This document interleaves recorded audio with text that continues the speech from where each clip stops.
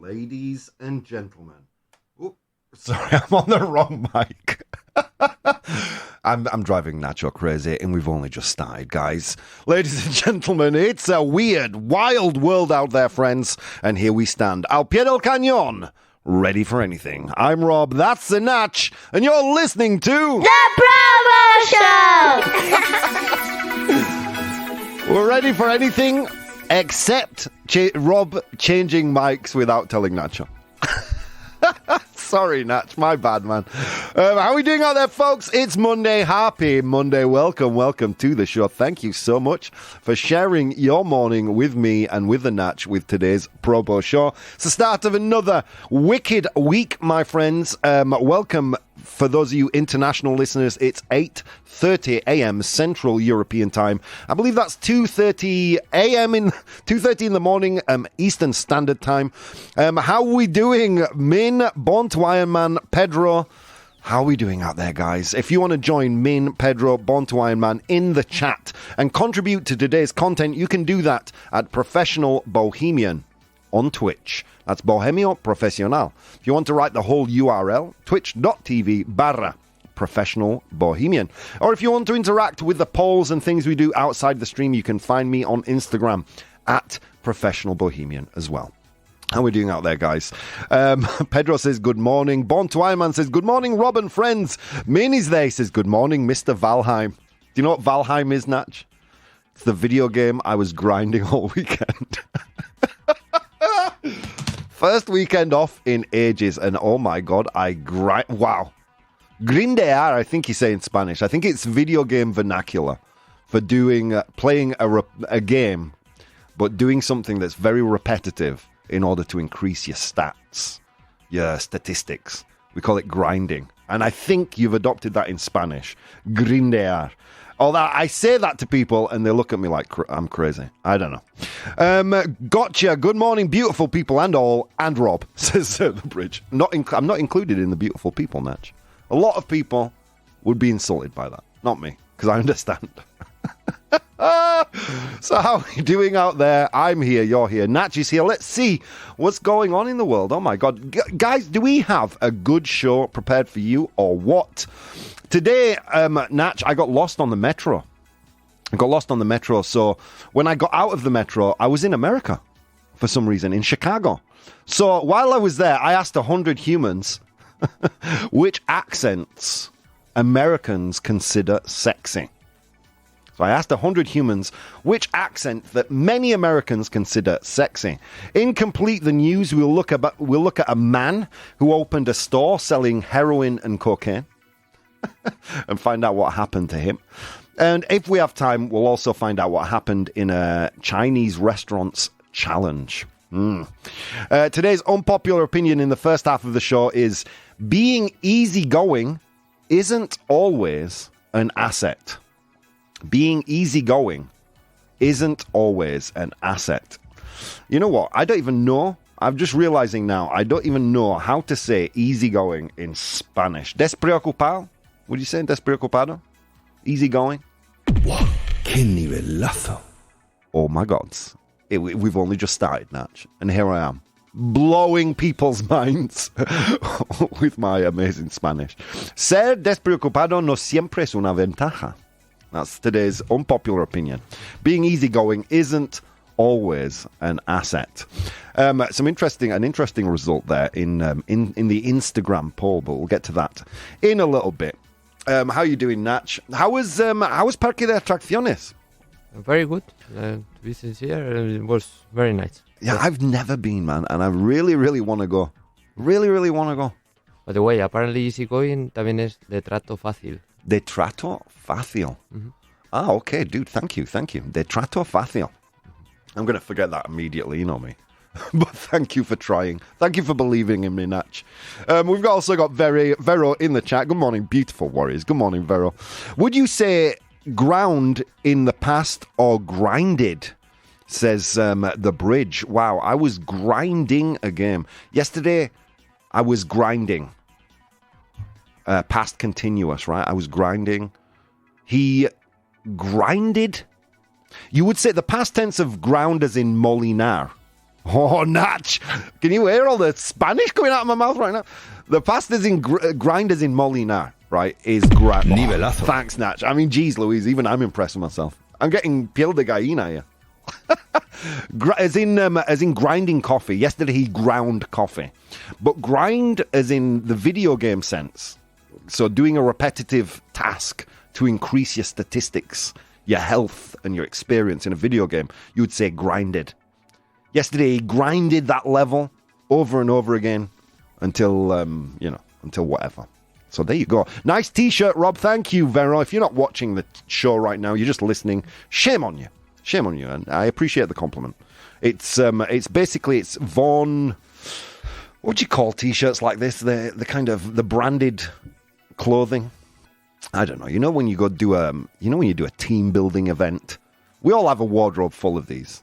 Team building event 2010 Vaughn Systems. It's one of those. It's laundry day, guys. It's laundry day. I don't even think this is the logo of the company anymore. But whatever, it doesn't matter. Moller says, Bridge, thank you. Grinded sounds better, although I'd always use the past continuous, says, or continuum, says Min. Where does grinding in video game language come from? I think from the idea of grinding, right, on your control pad or your keyboard, grinding, you're just kind of wasting away your controller or your keyboard or your mouse. I think it comes from the same thing. Also, grinding seems to be a repetitive task. Grinding as in moler.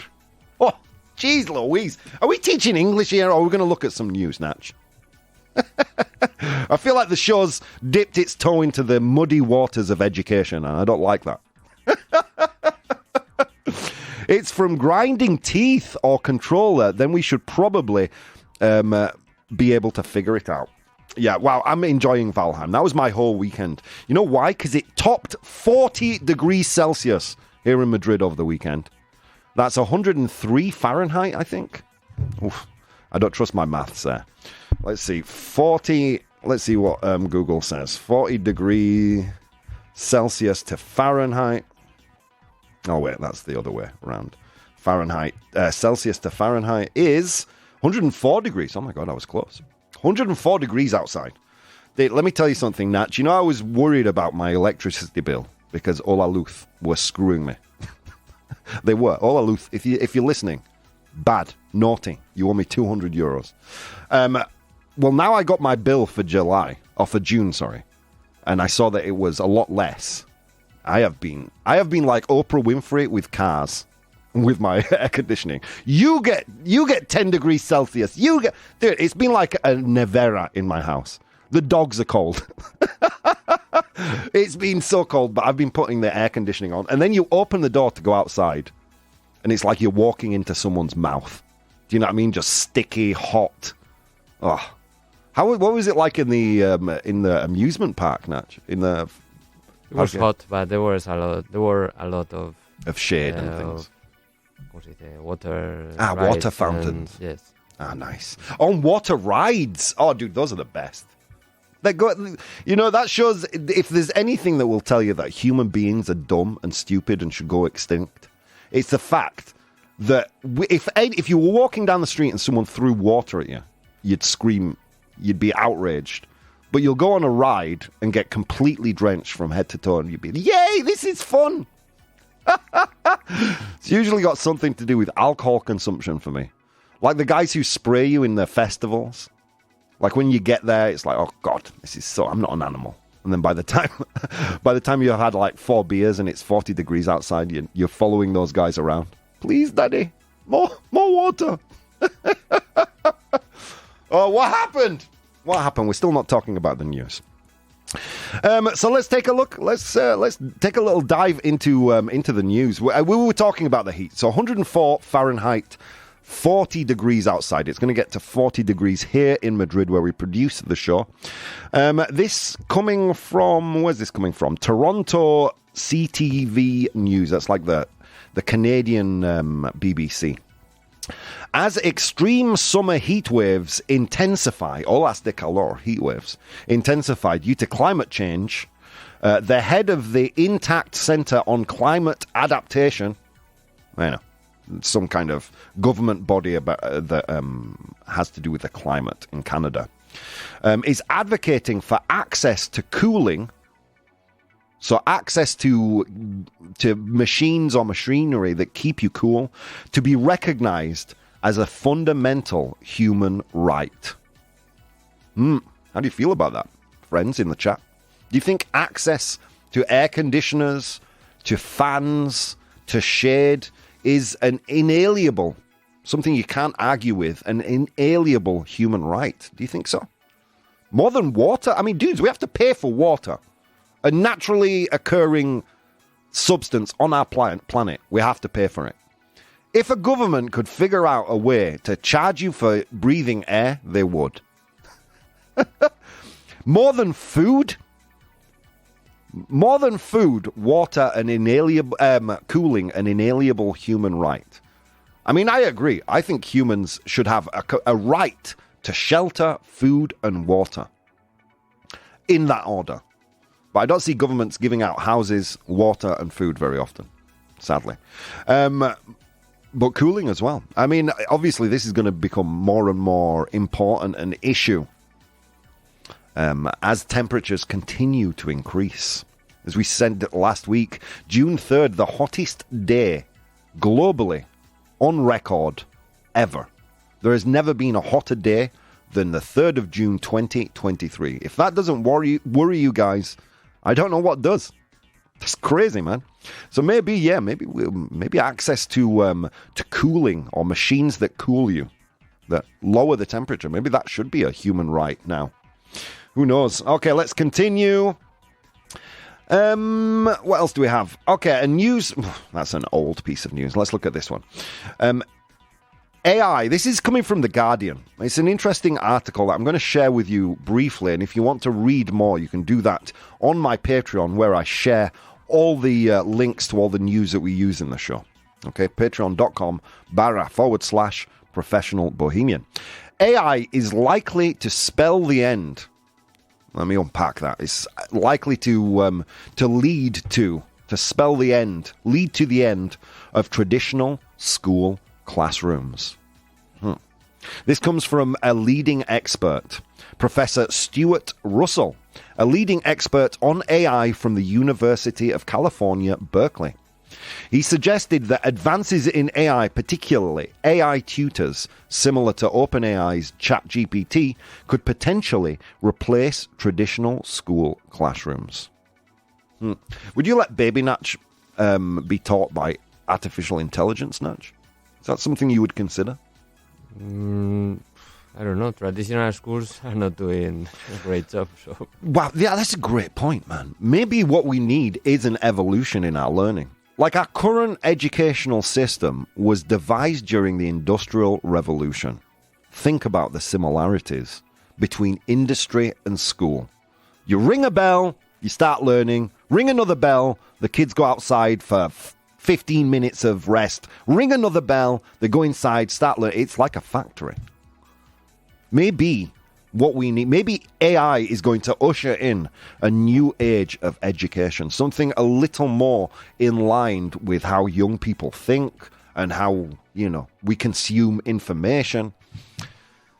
Who's to say that a kid going to school at 9 a.m. is the way it should be? Maybe if they rested more, went in the afternoon, they would learn more. I mean, there have been educational studies that show that kind of evidence, that children underperform early in the morning. Maybe AI will launch us into a new era of education. That would be wonderful. The article continues. This AI technology can provide personalized tuition to any household with a smartphone, potentially improving the accessibility and quality of education globally.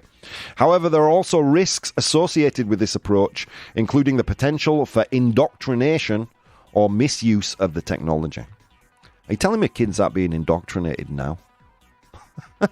Send your kid to a Roman Catholic school and they have prayers, an assembly where they talk to baby Jesus and ask them for good things. You know what I mean? Is that not indoctrination? Am I going crazy? Am I going nuts? Is the very fact that, we teach our kids in the current educational system like they were factory machinery, is that not a little bit indoctrination? Keeping the cycle running? The myth of having to ever increase your skills to stay at the top?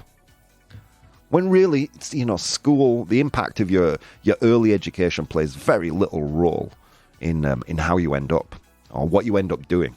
I've given you guys the example often of my educational journey, which was all failure until I got to university and actually started learning.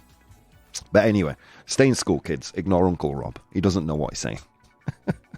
All right, and finally, Sarah Silverman. Do you know who Sarah Silverman is, Natch? No, right? She's a female comedian. She used to be married to Jimmy Kimmel years and years ago. Sarah Silverman, she's a comedian. She's an author. Well, she is suing OpenAI and Meta, that's Facebook and Instagram's parent company, for copyright infringement. This is coming from The Verge. Hang on, the bridge says, so Rob, you believe AI will humanize us? Maybe. Wow, that's a great point. Let's put this Sarah Silverman news on the back burner a second. That's a great point. Will AI humanize us? Let me tell you something I'm noticing, guys. I'm noticing far more appreciation for human-made art. I'm noticing far more appreciation for handcrafted things than this time last year or the year before. I think what AI is starting to do is lead to a real, genuine appreciation for human craftsmanship. And I say craftsmanship, I mean, okay, art, drawing and illustration and painting, those aren't considered crafts. They're considered arts. But 200, 300, 400 years ago, they were definitely considered crafts. You know what I mean? They were definitely considered crafts. They weren't considered... We didn't put artists on the pedestal we do now.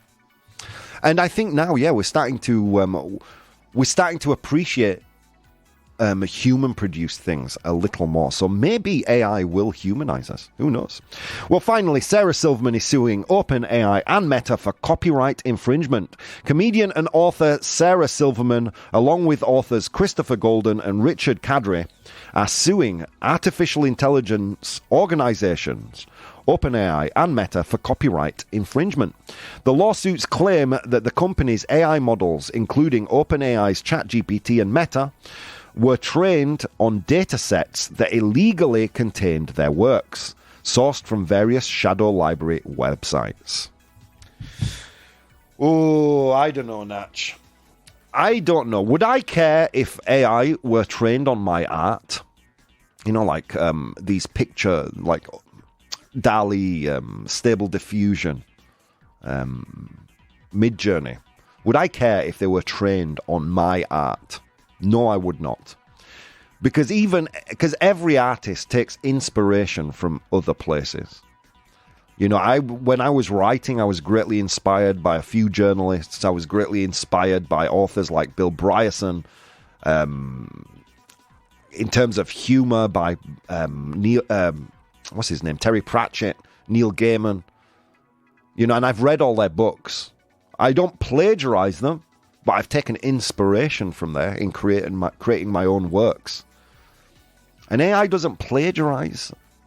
It rephrases, recontextualizes, which is what the human brain does. Should we be suing these companies? I don't believe so. I think it strikes me like people trying to get a little extra cash with lawsuits. That's my opinion. I mean, I only know so much. But that's my opinion. It's like, oh, look, there's a money pot here we can dip our fingers into.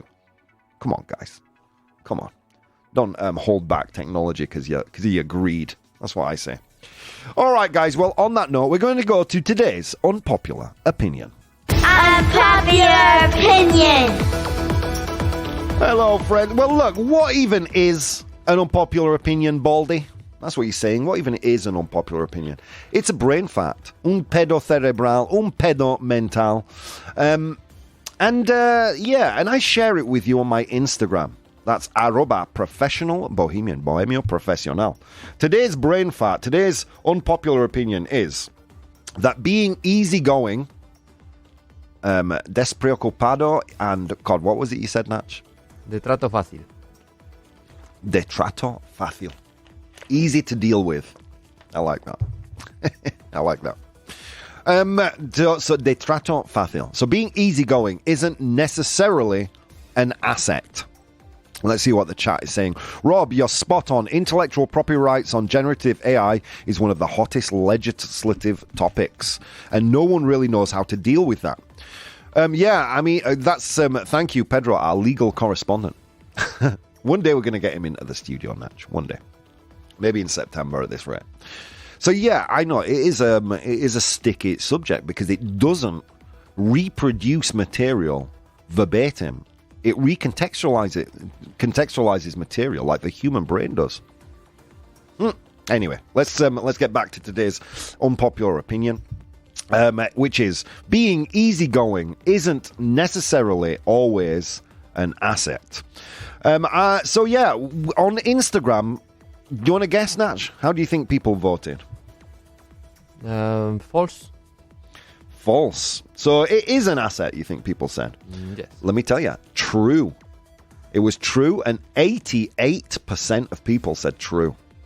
That being easygoing is not always an asset. That's true. Sometimes you need to be stressed out and angry. Thank God. There's still a place for me in the world. All right, let's see. The elves prepared us some arguments, so here we go. Being easygoing isn't always an asset. So agreeing with the statement that it's not always an asset, easygoing individuals may be seen as lacking a sense of urgency or motivation, which could lead to missed opportunities or delays in task completion. Too easygoing. We need you to hustle. Being taken advantage of. Because they are typically agreeable and non-confrontational, easygoing individuals might be more susceptible to being exploited or taken advantage of by others. Those who are easygoing might struggle with decision-making, as they often want to avoid conflict or are comfortable with multiple outcomes. I fall into that category. Comfortable with multiple outcomes.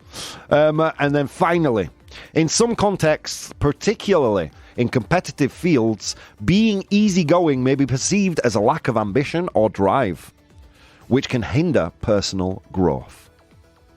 It's not always an asset.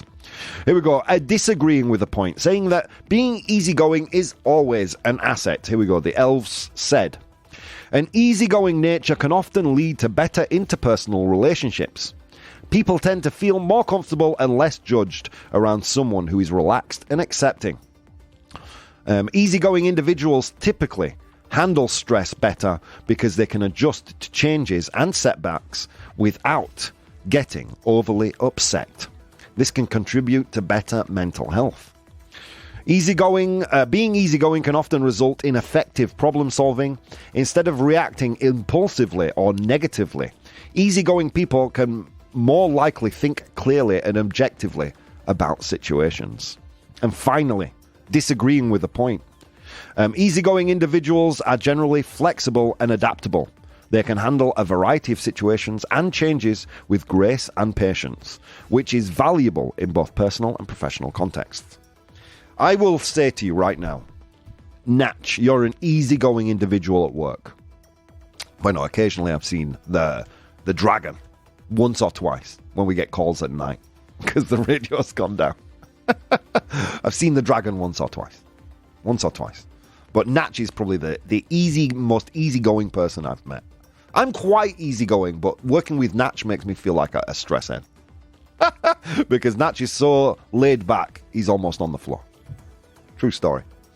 Let's see what people are saying. The fact the statement says always means it's true. Without that word, it would probably be a hard no. I'd love to be more zen person, and I try hard. I guess many of my mistakes in life could be attributed to not being easygoing enough, says Pedro. But I also think a lot of my achievements could be attributed to my energetic temper, so to speak. But now I want to be more easygoing. That's from Pedro. And the first one from Min there. What are my thoughts on this? What do you think, Natch? I prefer to be easygoing. Yeah. But always, well, maybe that, as Pedro said, Yeah, that's the key of the... That's the key of the argument, yeah. This was gifted to us today's unpopular opinion by, MJ Symbol. And I like it, because I see this in two factions. I think an easygoing nature is bad professionally, but great for your mental health. Oof. That's a big sentence. All right, well, look, I'm going to post the poll in the chat, and you're going to tell me, is being easygoing always an asset, or is it not? Interesting. Guys, we have to take a very quick break, but let me tell you something. There are so many things you could have been doing this morning. So many. An infinite number of things. But instead of doing those things, you took the time to spend some time with Natch and I, and it means the world. Thanks for sharing this Monday morning. We'll be back in 4 minutes.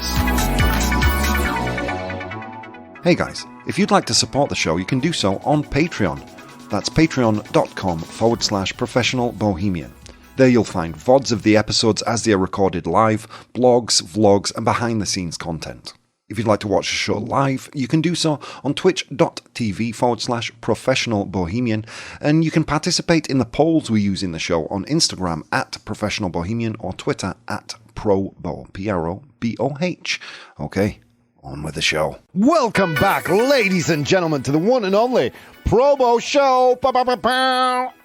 It's currently 9 a.m. Central European Time, 3 a.m.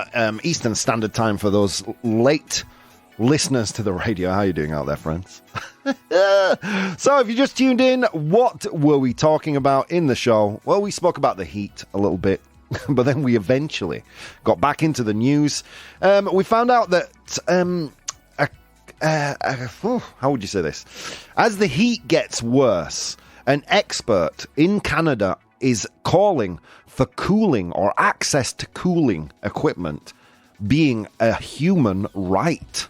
An inalienable human right. I think there's things to put earlier on the list than cooling, but fair play, if that's what you want. We briefly looked at an article in The Guardian saying that AI is likely to spell an end to the traditional school classroom. Is it a good thing? A bad thing? Is AI making us more human? Interesting. And then finally we looked at Sarah Silverman suing. Sarah Silverman, a very famous comedian, suing OpenAI and Meta for copyright infringement. Okay, so we went on then to today's unpopular opinion, which was being easygoing isn't always an asset. We asked you guys in the chat, and you gave us some answers. First, I'll read some that I got on my Instagram post, @professionalbohemian on Instagram. Amelia says, you're spot on. Being too laid back can lead to missed opportunities. In a competitive environment, you need to seize the moment, not let it pass you by. Jackson said, I guess it's true sometimes, but being easygoing can mean you're not pushing your limits. But then again, isn't life also about enjoying the journey, not the destination? Nice one. And finally, Bella says, absolutely, you're preaching to the choir. If I was easygoing, nothing would ever get done on time. It's all about keeping things moving and under control. Let's see what our friends joining us live in the chat were saying. Okay, a lot of messages. You guys are killing it. Min said, I disagree that easygoing means you can't put up boundaries. You can't say no. Yeah, but being an easygoing person would make you less likely to set up boundaries. You know? I think people consider people being easygoing as being pushovers. I don't think that's true. Natch is not a pushover. If Natch doesn't want to do something, he's going to say no. I don't want to do that. I think you should do that. He's a good communicator. You'd think so. All the time he spends on the radio. So I don't think that being easygoing is a pushover, but being an easygoing person means that you always want to take the path of least resistance and help and encourage other people to take that path. Doesn't mean you're a pushover. Doesn't mean you can't establish boundaries, as Min says. He goes on to say, you're more likely to avoid confrontation, but putting up boundaries isn't confrontational. You're more likely not to argue about it. True story. The Bridge says, being easygoing, I believe, is good for your health. It's something to strive for, she says. Vero says, I'm usually an easygoing person, but depending on the situation, that's not easy. True story. Can sometimes be very difficult. Pedro, I guess people's view of a great leader is of someone more energetic and impulsive. But in the end, real leadership is about convincing as opposed to intimidating. Great point there, Pedro. Min, get ready for a ProBoh approved here. He says, we did evolve to have stress, negative emotions, strong wills, etc.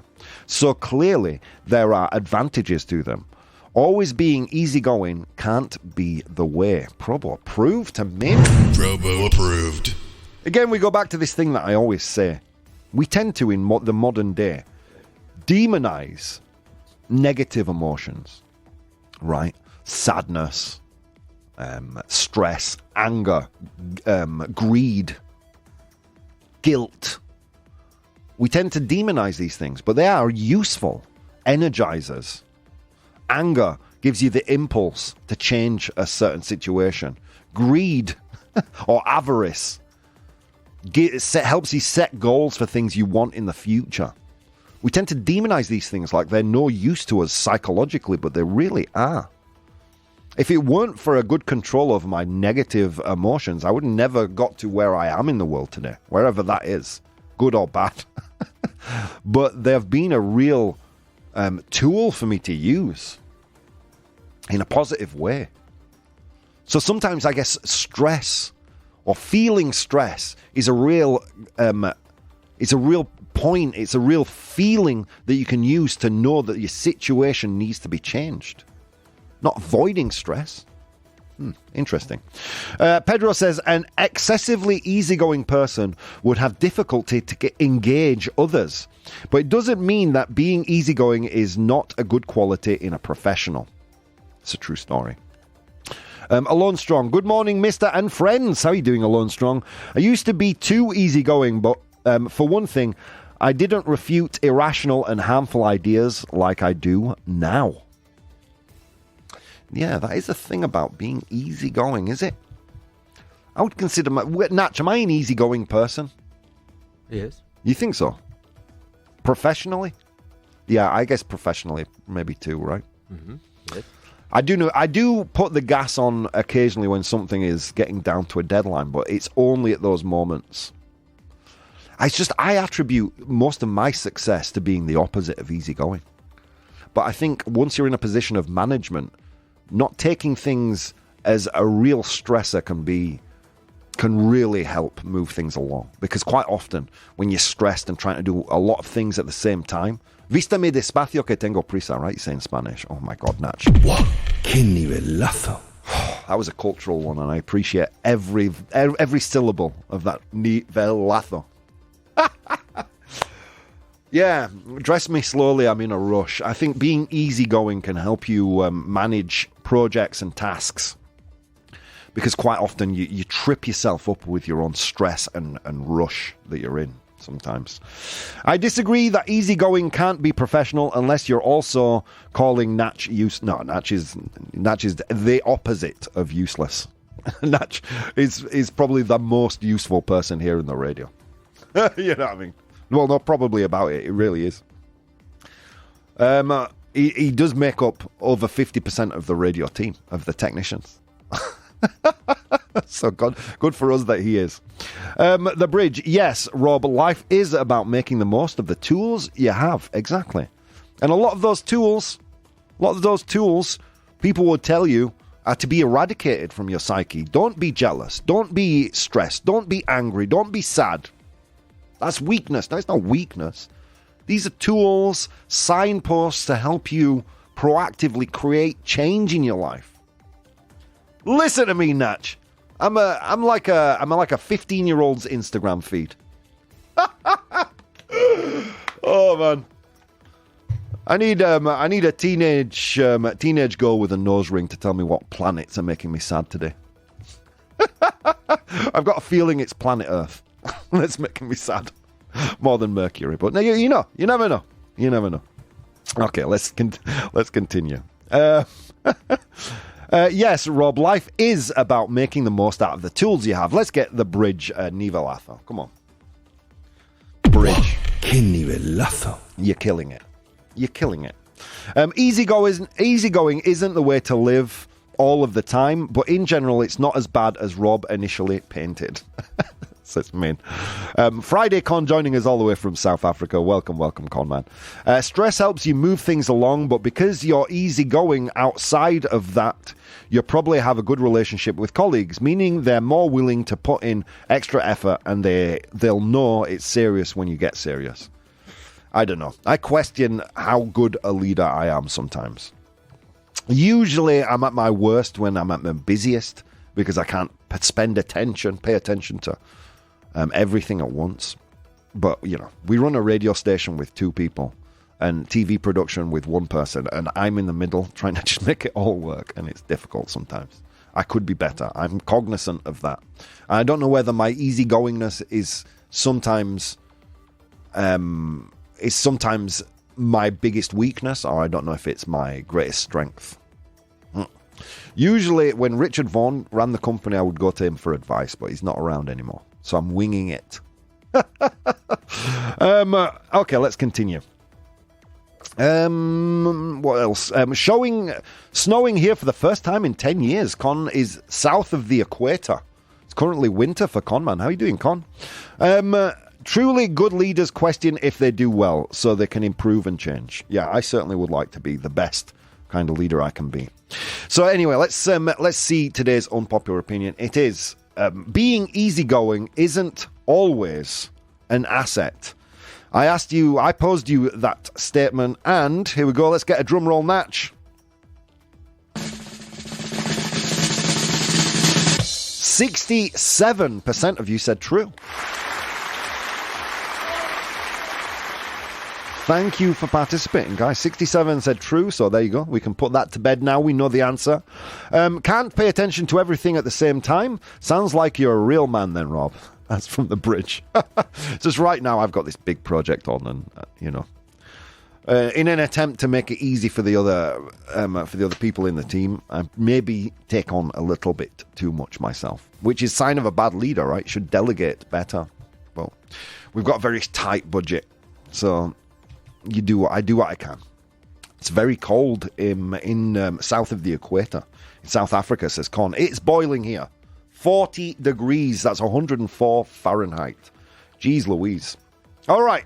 So final thoughts on this. I don't know. I honestly don't know. Sometimes I sit there. The reason we're doing this is because MJ Symbol posed this as an unpopular opinion. And I consider myself quite easygoing most of the time. But then my patience flask becomes overflowing and I stress. I try not to show it, but I do. And I don't know whether my easygoing nature makes me a better or worse leader, a better or worse member of the team. Because although I am in charge of the 2 departments, like I take a lot of my cues from Natch when it comes to the radio, because he's got a lot more experience. I don't know. I'm not going to ask Natch right now on the radio, obviously, because, if he says that I'm crap, I don't want you guys to hear it. What's that, Natch? I'm really good? Oh, thanks, man. But I do my best, and I think that's a good sign of a leader, right? But being easygoing, is it always an asset? I wouldn't say so. Because sometimes you need that pressure of anger or stress, or you need to set a fire under yourself sometimes to achieve almost impossible tasks. Being easygoing, for me at least, means always taking the path of least resistance. And most of the success I've enjoyed in my life is because I've made waves. It's also probably some of the causes of my biggest failures. But not being, or the lack of being easygoing in nature have always helped me progress in that way. So I guess I would agree with you guys. 67% true. All right, let's go to today's unpopular. No. 100 humans. My bad, Natch. Woo! As I said, friends, got lost on the metro, stepped out of the metro in Chicago.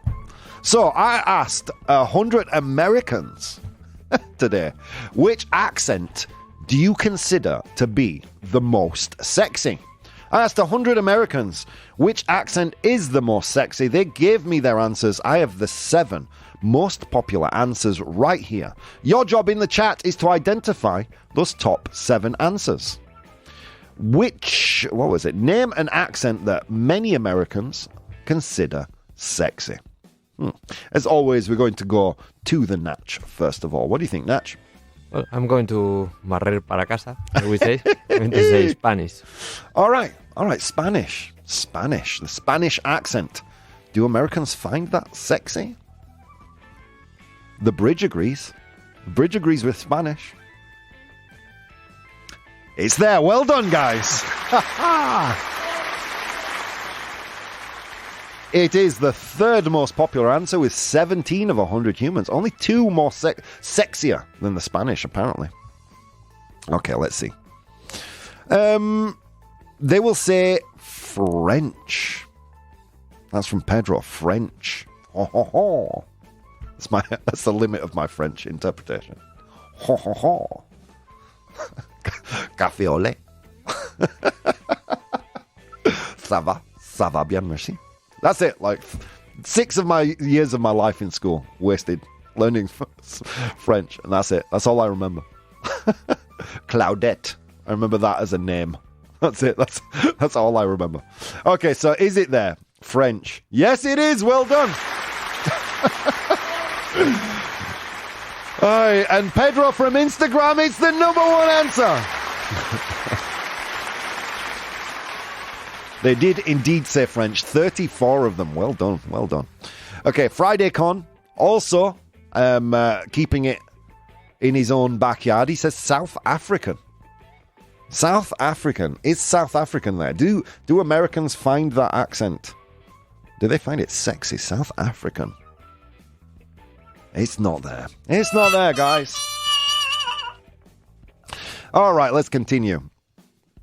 Italian. Pedro from Instagram, swinging for the fences here. He's doing well. Italian. Is Italian there? Yes, it is. Well done.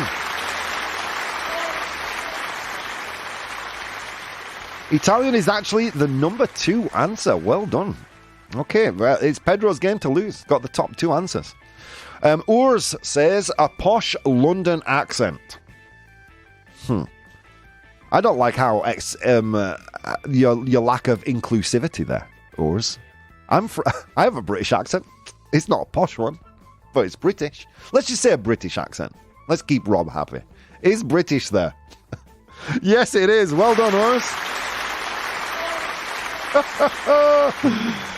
It's the 4th most popular answer. Well done, man. Well done. Okay. Even though there are thousands of British accents, says Pedro. It's a true story. Vero also said Italian and French. Well done. Brazilian. Brazilian, says the bridge. Why do we say Latin American? Why do we say Latin American accents? Because if we say Latin America, it's there, bridge. Well done. It's the 5th most popular answer. Well done, guys. You've got 2 more to get. 2 more to get. Let's see. There are only 2 types of British accents. Either you sound posh, like the Americans think Britons are, or you sound like a hooligan, like Europeans think British are. I love it. Did you understand that, Natch? Here we go. Let me unpack it. So there are only 2 types of British accent, right? You either sound posh, like Hugh Grant. Hello. Look at us in a romance movie. Oh. You either sound posh, like the Americans think, or you sound like a hooligan, like the Europeans think. So you sound like me, basically. Oh, dear. That was a good one. Let's get Mina ProBoh approved. I like it. ProBoh approved. I like it.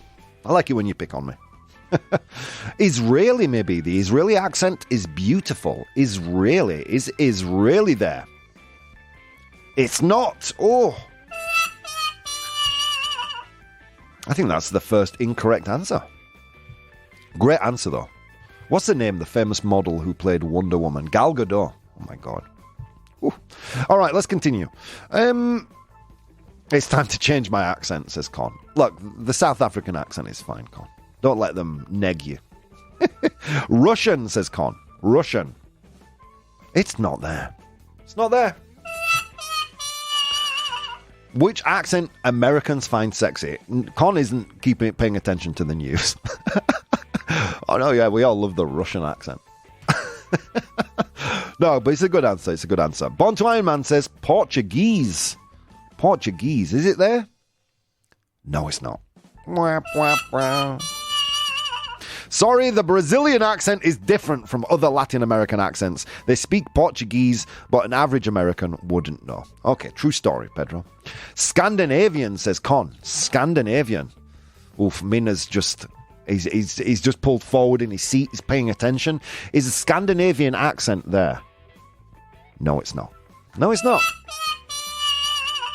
It's going to be like a Texan accent, says Min. Is Texan there? No, it's not. Oh.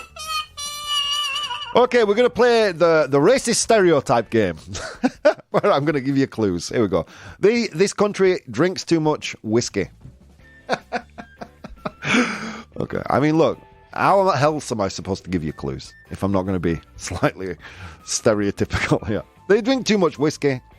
Home of the leprechaun. Come on, Natch, tell them where it is. Ireland? It's Irish, well done! People thinking, drink too much? This could be anywhere in the British Isles.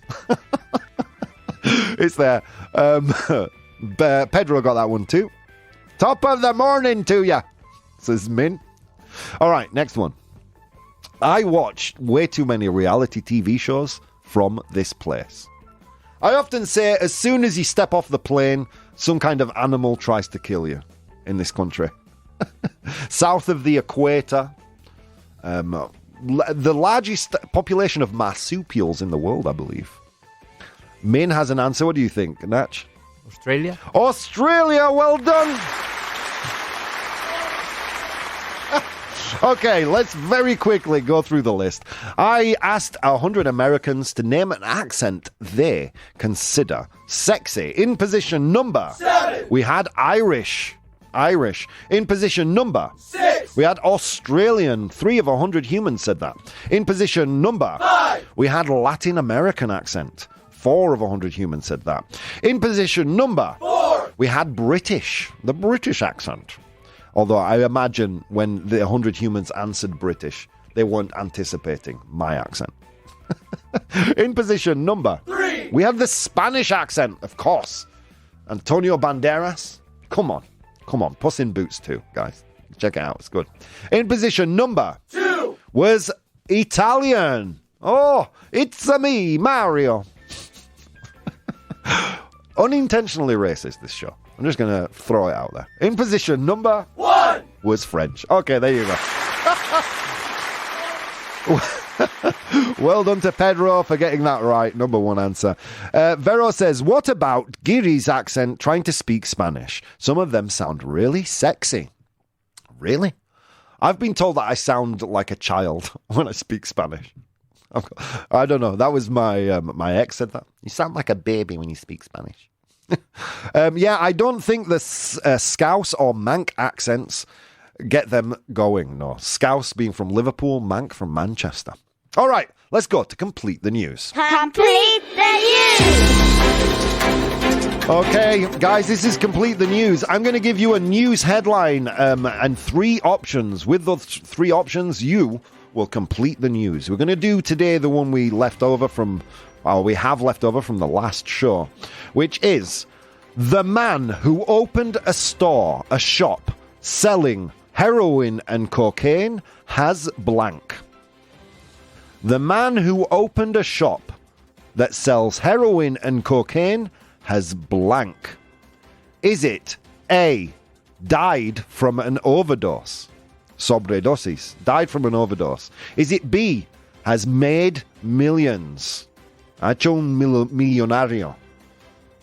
He's made millions. Or is it C, he's adopted a Bengal tiger, which is a particular breed of tiger, tigre, coming from Bengal.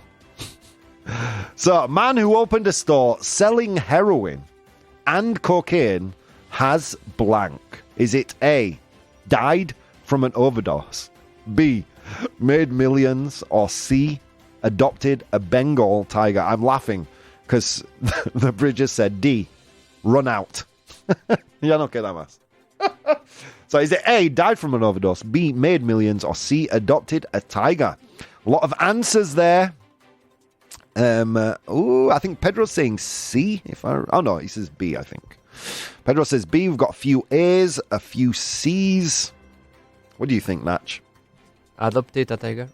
You think A, C, adopted a Bengal tiger. A man who opened a store selling heroin and cocaine has C, adopted a tiger. Conman agrees with you. I think Pedro says C, B, and A in that sequence. He thinks it's C, adopted a tiger. But it's a tie between A and C in that case. But because the chat says A, died from an overdose, we'll take that as our answer. Okay, let's get a little drum roll going on. Man who opened a store selling heroin and cocaine has A, died of an overdose. I mean, really? That's the worst plot twist since Donald Trump got COVID. You know, that's a terrible plot twist. Jerry Martin, who gained notoriety for opening the first store in Canada to openly sell heroin, cocaine, meth, and MDMA, has died of a suspected fentanyl overdose at the age of 51. There we go. Sad news. We shouldn't have maybe done that, but there you go. All right, guys. Wow, so much fun. We covered so much information. What a great show today. Obviously, says Vero. Indeed, he proved his own medicine, says Born to Iron Man. It didn't give him time to run out, didn't? True story, says Bridge. Pedro, he died after getting rich and adopting a tiger, says Pedro. All right, guys, that's all we've got time for today. So many things you could have been doing with this morning. An infinite number of things. But instead of doing those things, you took the time to spend some time with Natch and I, and it means the world. See you tomorrow.